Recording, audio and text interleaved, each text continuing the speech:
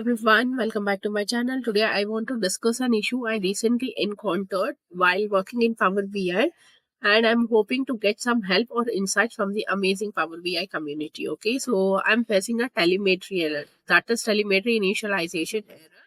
Could not load file or assembly system.data version 4.00 culture neutral publicly token, and the system cannot find the file specified. So this is the error I am facing. I have tried some troubleshooting as well, such as reinstalling. Okay, and I checked with the device manager, tax manager. So I tried all this troubleshooting, but it's not. But still, the issue persists.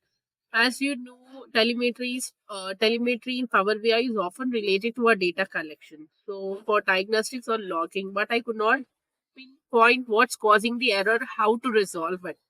So if anyone has faced this issue before or has any session, please let me know in the comments below. I would also love to hear any tips, settings, or resources that could help troubleshoot or resolve telemetry related errors in Power BI. Okay.